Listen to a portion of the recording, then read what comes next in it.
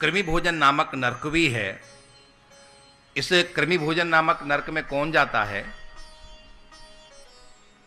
कृमि भोजन वो नरक है जहां पर व्यक्ति को डाल दिया जाता है कीड़ों के बीच में, और वो कीड़े उसको खाते रहते हैं, काटते रहते हैं, वो चिल्लाता रहता है, चीखता रहता है, और उसको वहां पर कोई भी नहीं सुनता है।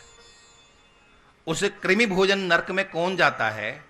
जो बिना भगवान को भोग लगाए स्वयं खा जाता है, वो उस कृमि नामक नरक में जाता है। आप लोग भगवान को भोग लगाते हो कि नहीं लगाते हो? लगाते हैं ना? वैसे तो ब्राह्मण परिवार है आप सभी लोग, और सब धार्मिक लोग हैं आप लोग, तो आप लोग निश्चित ही जो है भगवान को भोग लगाते होंगे। भोग लगता ही है ना भगवान को। तो आपका पक्का जो है कृमि भोजन नरक में आप लोग नहीं जाएंगे, इतना पक्का हो गया है। ठीक है।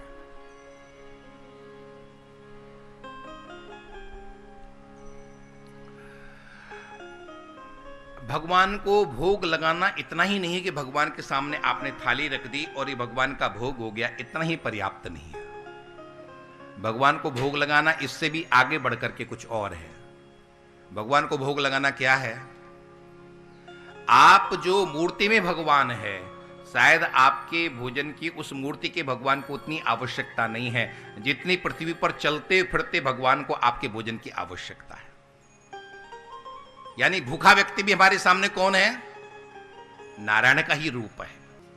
आपके घर में सुबह से शाम तक भोजन बनता रहता है, और यदि आप किसी भूखे को एक टूक भी नहीं देते हो, कुछ भी देने का आपका मन नहीं करता है, तो ये शास्त्र और संत कहते हैं आपका वो घर घर नहीं, वो तो भूत खाना है।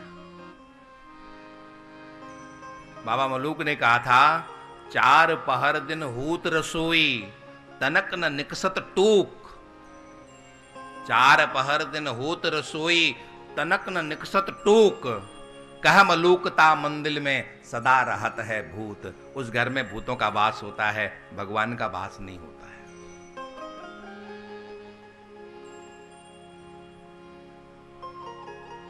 भगवान से जुड़ने का एक ये भाव है कि आपके हृदय में सबके प्रति दया भाव रहता है।